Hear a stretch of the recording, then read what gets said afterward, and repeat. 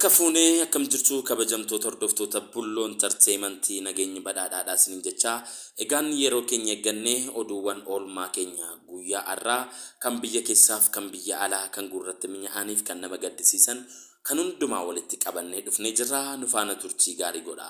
Turtii keessan kana keessatti immoo peejii kana like share subscribe gochuudhaan hin irraanfatina. Yeroo like share subscribe gootan kana guyyaa guyyaatti odeeffannoowwan adda addaa sin dhiyeessinu salphaatti sin qaqqaba jechuudha. Kanaaf amma kallattiin gara oduu keenya idoo mata duree isaa tokko lamaan isinitti himna. Oduu kana immoo kan isinitti himu Andaanee Labarraa sin faana turtii godha.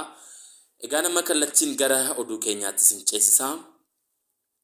Godina Wallagga Bahaa fi Horroo Guduruutti haleellaa torban darbanii uumameef lammiileen hedduun du'aan boqotanii jiru. Akkamitti du'an eenyutu ajjeesee sababa akkamittiin du'an nama meeqatu du'e kan jedhus oduu keenya bal'inaan gara duubaarraatti isinitti himna. Biiroon Eegumsa Fayyaa Oromiyaa inshuraansii fayyaa hawaasaa miiliyoona 5 ol horachuudhaaf qophiisaa xumuree jira. Sirna simannaa diiyaasporaan guyyaa har'aa gaggeeffamee jira. Maal ture sanarratti kan jedhus oduu keenya bal'ina duubaarratti isinitti himna. Manni maree wixinee labsii koomishinii waliigaltee raggaasisee jira. Maal faa raggaasisee kan jedhu oduu keenya duubaarrattis ammas irra deebinee isinitti himna. Iddoolee waraanni itti gaggeeffamaa turetti waltajjiin yookiin waajjirri galiiwwanii birrii biiliyoona 2.3 ol argachuudhaaf karoorfate hin arganne maaliif dhabe laata kan jedhu oduu keenya bal'ina boodaarratti isinitti himna. Naannoo Beenishaangul Gumuzii fi Buluu Naayil Walloo irratti mari'atanii jiru. Maal mari'atanii laata? Waa'ee maaliis mari'atanii kan jedhu oduu keenya duubaarratti isinitti himna. Giddugalli diiyaasporaa odeeffannoo garaagaraa baasee jira. Odeeffannoonni har'a baasee diiyaasporaan kun maali laata? Warreen biyya alaa jirtaniif akkasumas diiyaasporaa kan taatan odeeffannoo kana bal'inaan asuma nu biraatti argattu. Aanga'oonni mootummaa ajjechaa Karrayyuu irratti ta'ee wal saaxiluu isaanii odeeffannoon ba'aa jirti.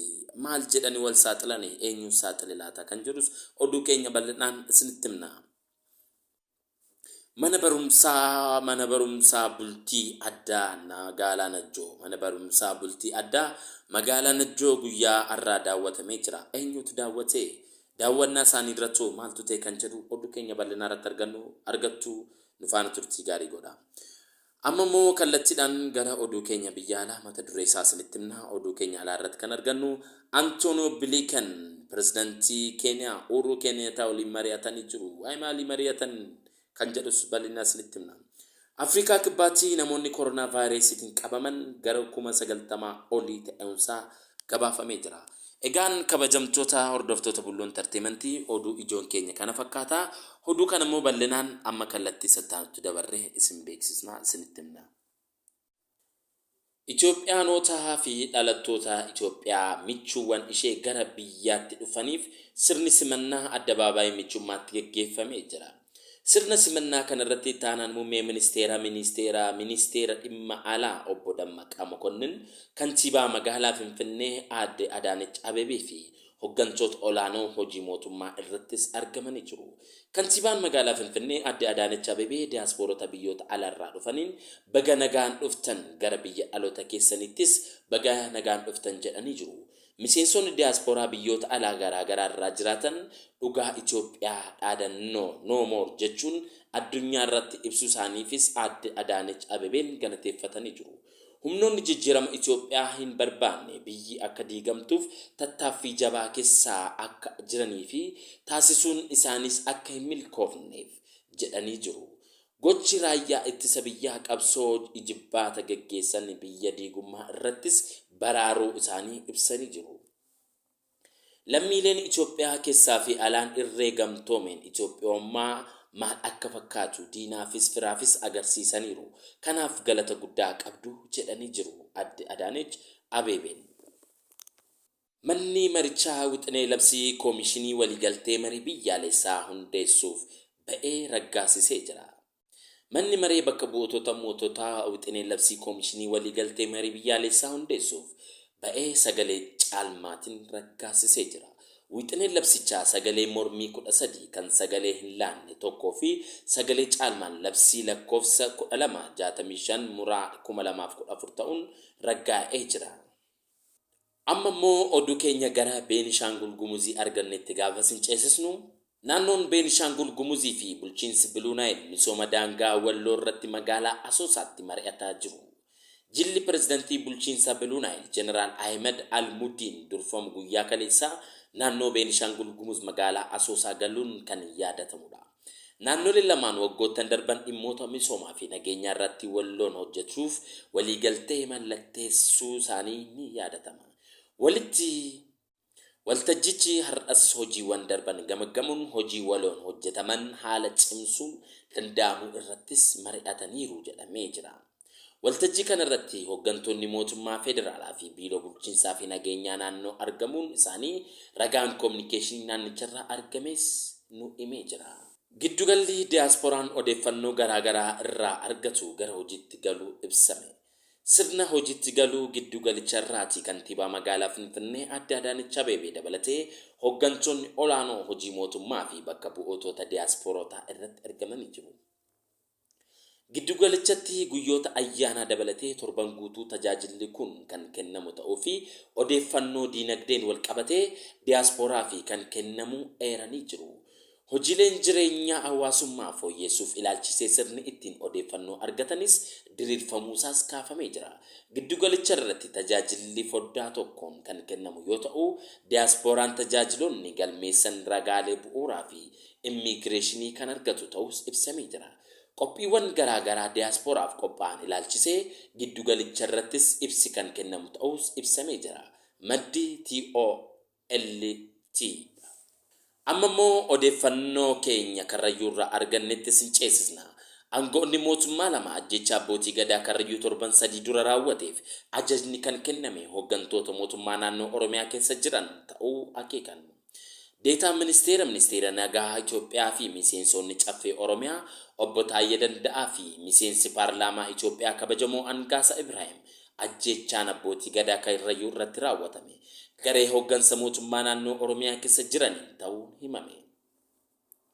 Hooggansa federaalaatti dhufuun gara qondaalaa olaanaa dhaabaa badhaadhina naannoo Oromiyaa kan turan obbo Taayyee Danda'aa tibba kana miidiyaa hawaasaa isaanii gubbaarratti hooggansi naannoo Oromiyaa keessaa caasaa dantaa uummata faal adeemuun malaammaltummaa dabalatee yakkoota adda addaa hojjechaa jiraachuu irra deddeebi'anii himanii jiru. Gama kaniin hooggansi naannichaa biiroon adeemsaa fi qeeqaa obbo Taayyeen dhiyeessaniin kana busheesseera. Haalli kun hooggansa dhaaba badhaadhina naannoo Oromiyaa keessa gareen ijaaramee walqoodiinsa uumameerraan yaada jedhu kaasee jira. Obbo Taayyeen maxxansaalee isaanii keessatti garee qeeqa jabaa irratti dhiyeessaniin kan maqaa hin dhoofnedha. BBC'n dhibdee hooggantoota naannichaa gidduu adeemaa jiru fakkeessuudhaan kan irratti immoo obbo Taayyeen pirezidantii naannichaa obbo Shimallis Abdiisaa itti aanaa pirezidantii kan ta'an obbo Awwaluu Abdii fi dubbii himaa paartii badhaadhinaa obbo Geetaachoo Gabbisaa bilbilaan dubbisuuf yaalee argachuu hin dandeenye.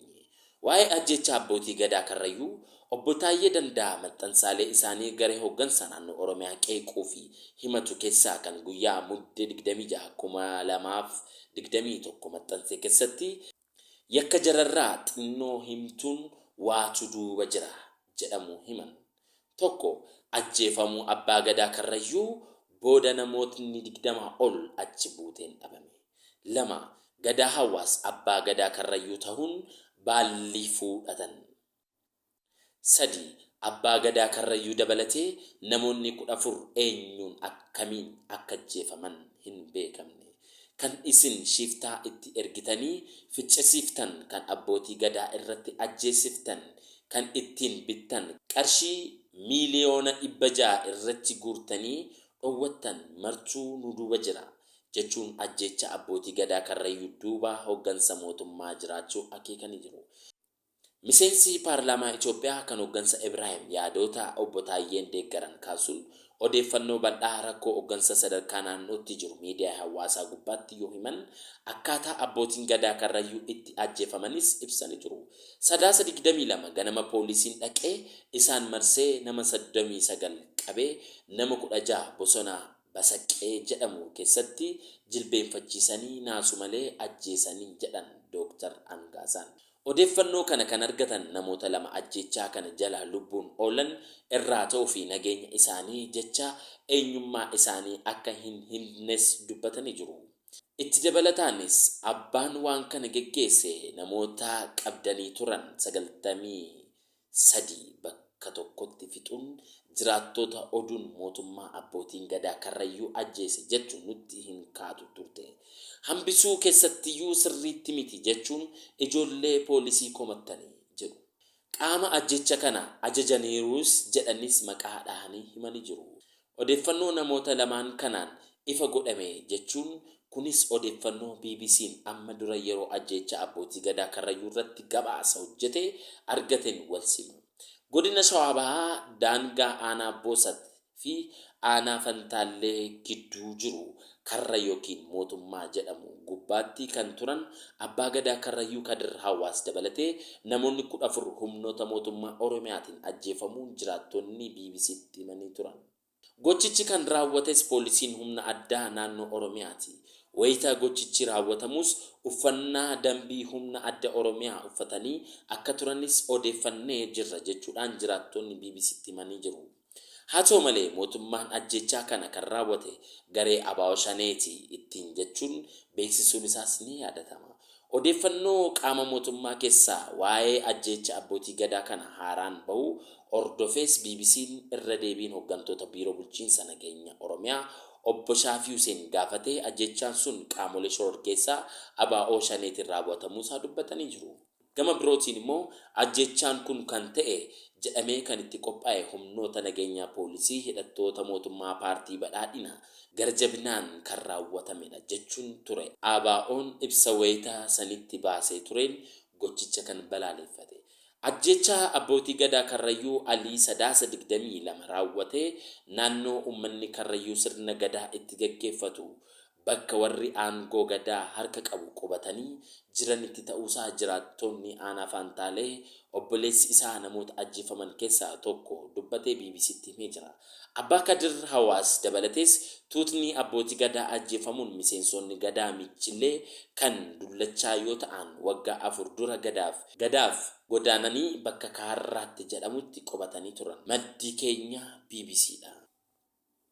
Jilli obbo Ebbaa Garbaan durfamu mana barumsaa bultii addaa magaalaa Najjoo daawwate. Jilli hoogganaa Inistituutii Pilaanii Magaalota Oromiyaa obbo Ebbaa Garbaan durfamu mana barumsaa bultii addaa magaalaa Najjoo daawwatee jira. Daawwannicha irrattis itti gaafatamaan siyaasaa paartii badhaadhinaa godina Wallagga Lixaa obbo Gammachiis dabalate qaamoleen adda addaa argamuun ragaan waajjira koominikeeshinii magaalaa Najjoo irraa argames ni mul'isa. Amma immoo gara oduu keenya biyya alaarraa argannetti sinceessisna. Antooni Bilikeenii fi Uhuru Keeniyaataan dhimmoota Itoophiyaa fi Somaaliyaa irratti mari'atan. Ministeerri Hajaa Alaa USA Antooni Bilikeenii fi Pireezidantii Keeniyaa Uhuru Keeniyaataa dhimma rakkoo nageenyaa Itoophiyaa fi golomsa siyaasaa Somaaliyaa akkaataa furuun danda'amu irratti waliin mari'ataniiru. Antooni Bilikeen Uhuru Keeniyaataa waliin dhimmoota walii ta'aniin dhimma naannawaa gaanfa Afrikaa fi ba'a Afrikaattis mari'achuun dubbii himaa ministeera dhimma alaa Ameerikaa Ned Price beeksisanii jiru. Ned Price akka karaa toora Tiwiitarii isaanii jedhanitti qondaaltonni lamaan Itoophiyaa keessatti waraana tattamaan dhaabbatee nagaan akka bu'u, dhiittaan mirga namoomaa fi hokkorrii akka dhaabbatu akkasumas mariin akka gaggeeffamu qabus walii galanii jiru. Ji'a tokko dura humnoonni TPLF gara giddugala Itoophiyaatti dhiyaachuun yaaddoo erga uumanii booda duula mootummaa walitti aansee gaggeessaa naannolee Amaaraa fi Affaar keessa iddoowwan TPLF to'atanii turan walabamsuun to'achuun danda'ameera. Antooni Bilikeen dhimma golomsa siyaasaa Somaaliyaa irrattis yaada kennaniin filannoon hatattamaa gaggeeffamee rakkoon siyaasaa furamuu akka qabus dhaamanii jiru. Maddi odeeffannoo keenyaa BBCdha. Afrikaa kibbaatti namoonni vaayirasii koronaatiin lubbuun isaanii darbee namoota 90,000 ol ta'e. Afrikaa kibbaatti namoonni vaayirasii koronaan lubbuu isaanii dhaban 90,000 ol ta'uusaa ministeerri fayyaa biyyattii beeksise.